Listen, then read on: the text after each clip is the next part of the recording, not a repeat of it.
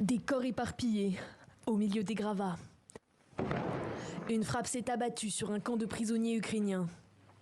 Nous sommes à Olenivka, dans une zone contrôlée par les forces russes. Mais qui est l'auteur de ce bombardement? Les deux armées se renvoient la balle.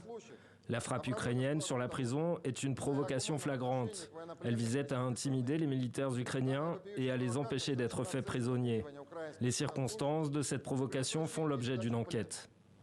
Les autorités russes font état de 40 morts et 75 blessés.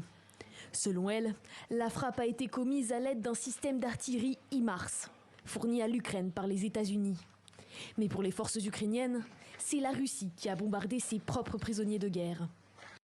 La Russie a commis un autre crime de guerre terrifiant en bombardant un établissement correctionnel dans la région occupée d'Olenivka, où elle détenait des prisonniers de guerre ukrainiens. Pour l'instant, impossible de savoir combien de prisonniers étaient retenus dans le camp. La Russie affirme qu'il s'agit de membres du régiment Azov, capturés lors du siège de Mariupol en mai dernier.